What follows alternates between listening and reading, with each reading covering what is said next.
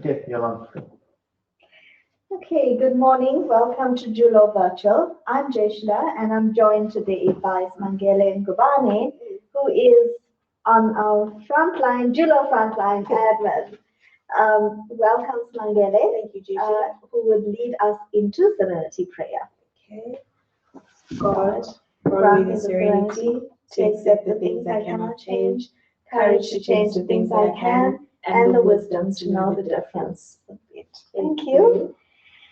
So today we kick off Women's Month, where we're going to be talking about women and recovery. Yeah. That there's a stigma around women attending treatment centers, and the reality is that we do have majority male patients that seek out for help. Yeah. But there are lots of women issues or issues affecting females. And there's a lot of issues that prevent them from actually seeking treatment. Yes. But also, we're going to touch on post-treatment and the recovery process because whether we like it or not, men and women are different. We are very different. We're different biologically, we're different in every way, emotionally, even culturally. I think that women are socialized, men and women are socialized differently. Yeah. The roles of men and women are actually come out pre-birth. Pre-birth, yes. That's also determined through family values, cultural values, societal expectations, and we become conditioned to these roles. Programmed in a way. Absolutely. And I just feel that over the years, that becomes a part of us, and it becomes through all the generational conditioning. Yeah. That little voice in our head is actually our mothers and grandmothers and great grandmothers that are telling us. Can't sit like this. Absolutely. It's wrong for you to do that because you're a female. Yes. And you can. Yes. And then what happens when we actually do something completely different? The guilt.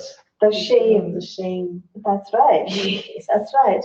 So, Swangele, do you recognize the differences in men and women? And I just want to say on the outside, that this is not saying that women's issues are more important than men. Yeah. I think they're both equally important, but it's just for the purpose of our discussion, we're focusing on female issues. Swangele, what's your view with regards to conditioning and socializing? It's a bit harder on females. I mean, you grow up from a very young age being taught that that's not the female way of doing things, and there's a male way of doing things. So even if I would like to talk about myself, because I'm more of a daddy's girl, so I grew up being more of a tomboy. Mm-hmm. I'm the sucker, and that's not norm in my culture. Okay. I'm looked down upon. I'm pretty much like a black sheep of the family because I don't go with what all the other females are doing. I'm weird in a way. So I mean, yeah.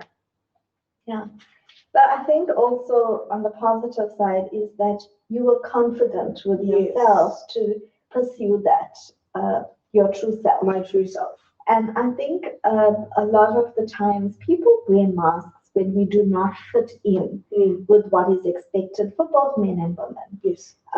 Just so that we can come across as being conforming, but as being normal. That's right, as being normal. What is normal? Exactly. Your normal and my normal could be two very different things. That's right. See, this for me is normal. Me going outside and kicking a soccer ball is normal. Yes. But so for someone else, it's very much not. It's not right. on. That's right. It's not right. So, growing up in a society where people are judging you, many people do not want to seek treatment. They do not want to admit that they have an addiction problem. Yeah. And with regards to females, I think because with men, for example, it's more acceptable for them to be drinking and going out with their friends and all of that. And generally, I find from my experience at Julo that female addiction as much as now it's changing, where we're getting a lot of young people taking the cocaine and heroin and alcohol and things, but I think it was more subtle previously in terms of prescription medication, sleeping medication, just ways in which To help they them can cope. cope. To help them cope. That's right. Yeah. That's right. So, as we said, the roles of men and women are actually changing over time, um, and more women are being integrated into the workforce. They're becoming more independent. Yeah. They're becoming more empowered to a certain extent. But we had a question earlier from a family member who said that she's been working on herself and actually doing very well and is positive. Yeah. But there are times when that little voice comes into your head. Yeah. And the question was, what do we do when this little voice comes into our head? I think you go back to the beginning. Mm-hmm. Serenity prayer, first of all. Okay. Just, you can't control how people think and view you, but you can control how you view yourself. So it starts from within. Like if I know I've worked hard from where I used to be, I need to take pride in that. I need to own that. Yes. So I think it's always just try by all means to just not focus on what everybody's saying and check that voice away and get your own voice. Correct. Get your own voice. Get that thing that makes you happy, and you worked hard to be where you were compared to where you were maybe 5, 10 years ago. Yes. I think that's the most important thing. It's just like completely forget what people are saying and just focus on yourself. Yeah. And what you think and how you feel. Yeah. For me.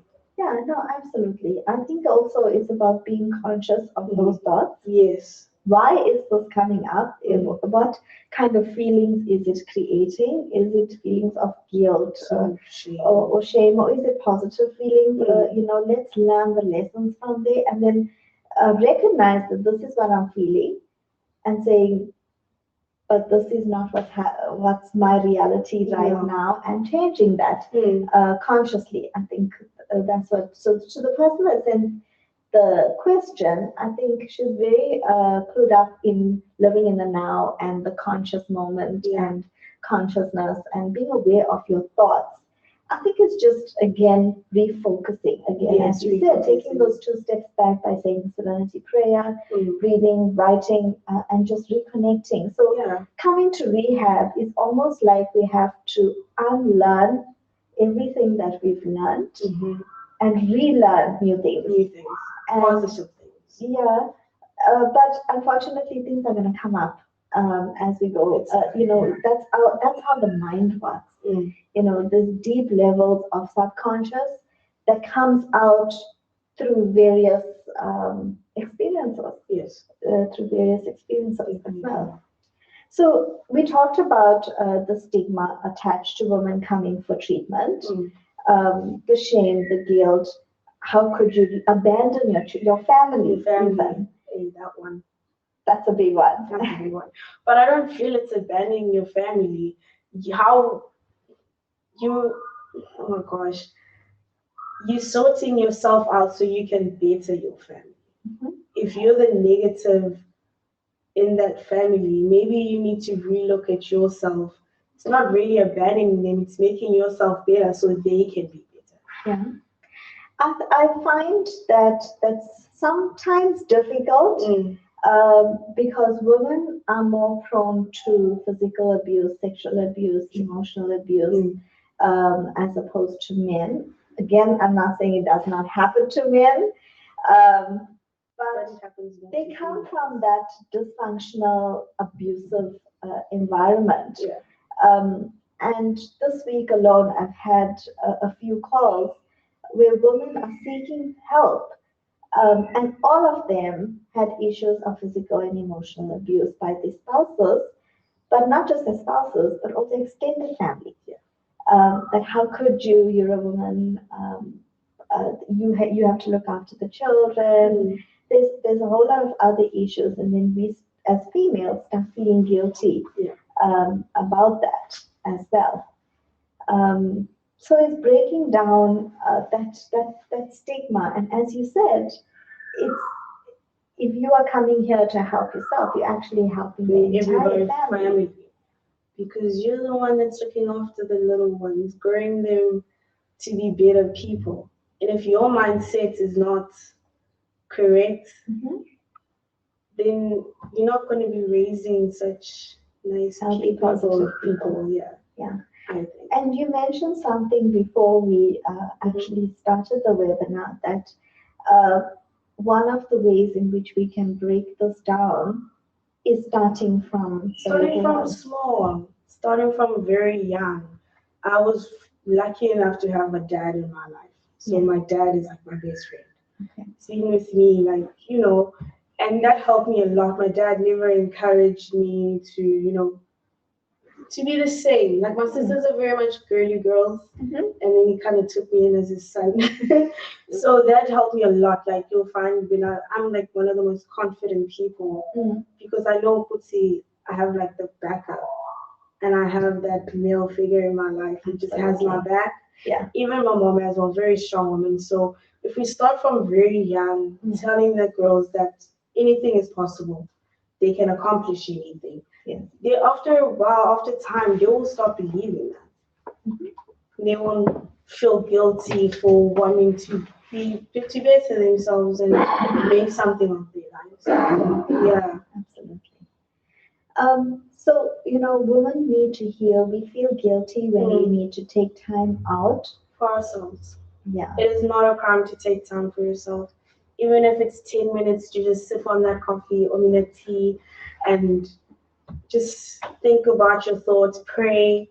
Mhm. If that's how you want to take time for yourself, you need it. You deserve it. Yeah. Otherwise, it gets too much. That's right. Because on one of the webinars we did previously, Doctor mentioned that we need to see the family unit as a business enterprise Mm. and we need to work as a business unit. Yes. And in order for the business to run, we need an operations manager.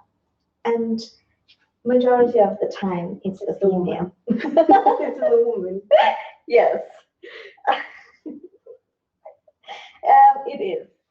So I think there's other issues when in dealing with a woman in treatment, and that's the biological sexual issues Yes. with regards to hormonal changes, postpartum depression. Yeah.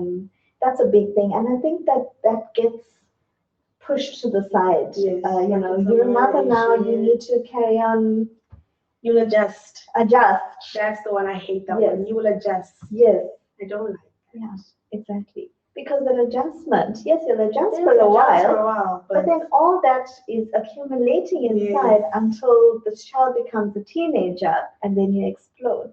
Yes. And then you explode in the wrong In way. the wrong way. Um, and Doctor talked about this, I think, Mm. previously as well with regards to that. Mm. So depression is a big thing, but also in terms of the biological thing, I think addiction in women progresses at a faster rate than in men. Yeah. I Why just is read that, by the way? I just read something about that in terms of the physiological differences. It has to do with the hormones and all Okay. of that. Um, so maybe doctor can address that at some point in the next webinar Maybe not. with regards to the biological aspect Okay. of that. But I read there was research around that. Mm. Okay, Donovan, is there a question? I think you've asked the first question, but I mean, given the stigma around what's happening with women, and you'll see during this whole lockdown period, a lot of women, a lot of uh, females, a lot of wives, a lot of mothers are scared to come out, Mm. scared because of fear of persecution from friends and family or the society, scared from persecution from the person that they're running away from. And what would you say to these women? How would you encourage them? I mean, uh, to break away the stigma, break away from that fear that they've been living, that they've been I think it's like shackles. If I look at it, it's like ball and chain. They say marriages. Well, the whole terminology marriages are ball and chain. But I don't think. I think the biggest chain is being in a relationship where it's one-sided, where the spouse is suppressing the other person. Marriage is a union between two people. It should be there to partnership. It should be there to, hey, I've got the best of me, you got the best of me. Let's put it together and let's offer the world the best of us.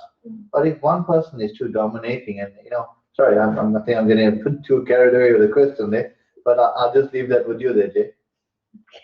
Thanks, Donovan. So basically, you know what? I think people need hope.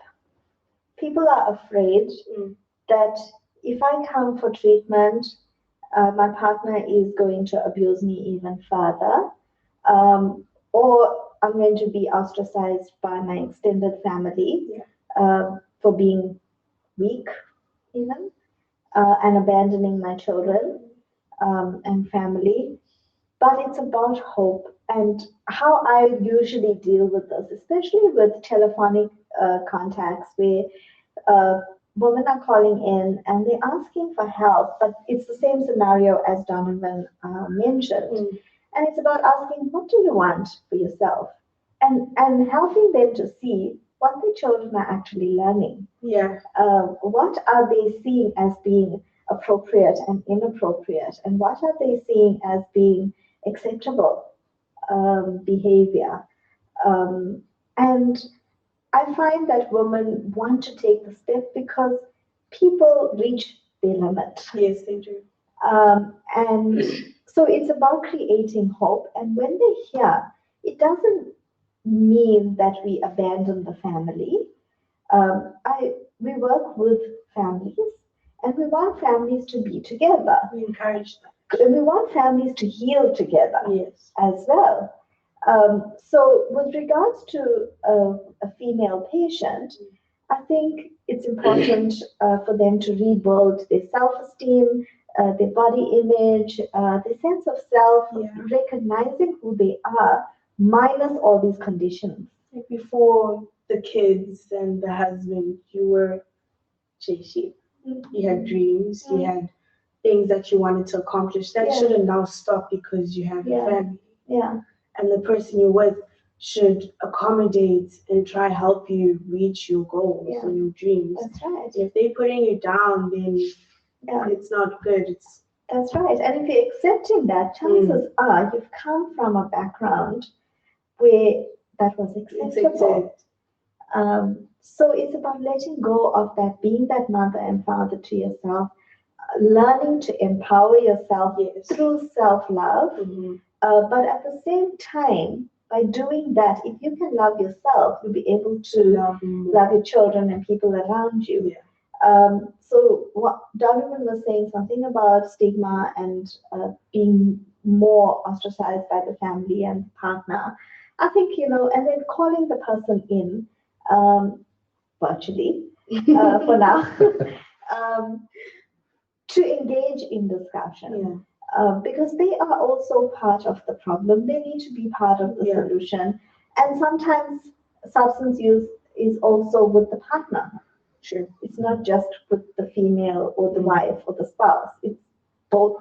Yeah, I think in that case as well, sometimes it might not be the female or the wife or the daughter that has the problem. Maybe she's the one that's being dragged into the problem where the spouse or the partner or the father or the brother is using. And now you've got to, I don't know, walk on eggshells, tiptoe.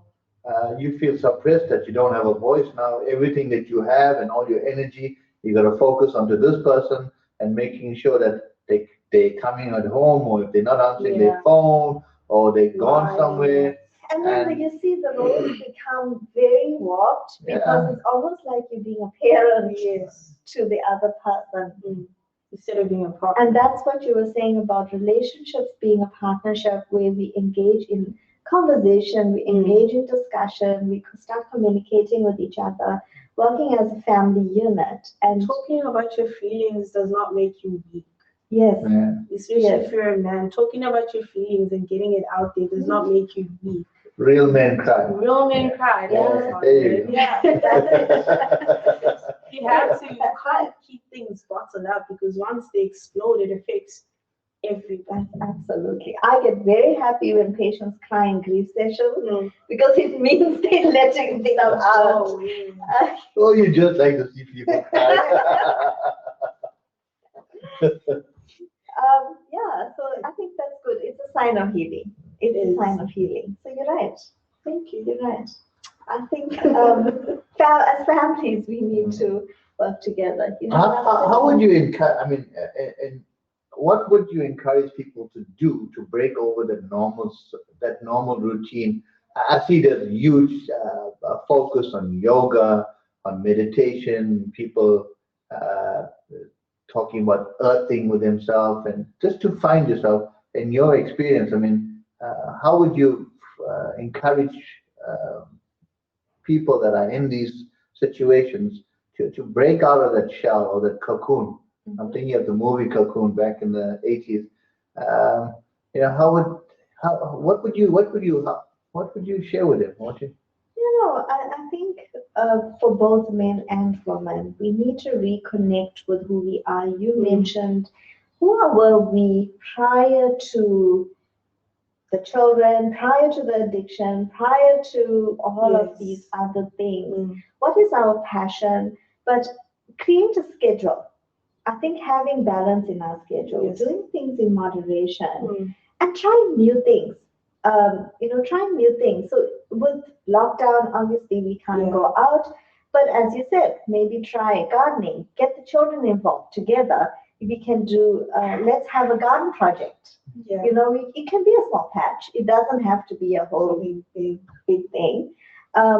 If we're doing yoga, let's include everyone. Yes, We spoke I was about this thinking in as a well. previous Webinar. webinar. Include the family, whoever wants to be involved. Let's make it a fun thing. Mm. But in our schedule, when we're discussing as a family, let's make sure we're doing things in moderation, Yeah. and we're having a balance. And if things are not working out, or if it's not resonating with us, you know what? The schedule is meant to be changed sometimes. It's not hard and fast. So we need to reflect on that.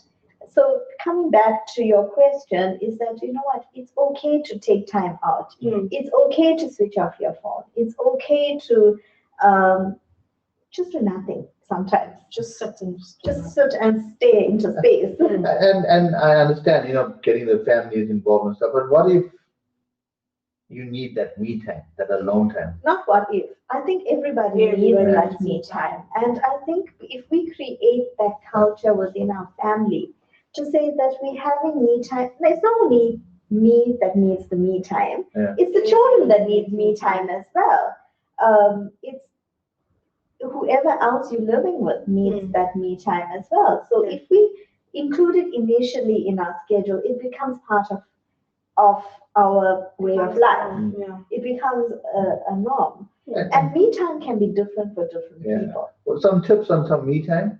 I mean, With our family, I wouldn't really consider it me time. It's like family time. We go, I know it's unblack of us, but we go hiking.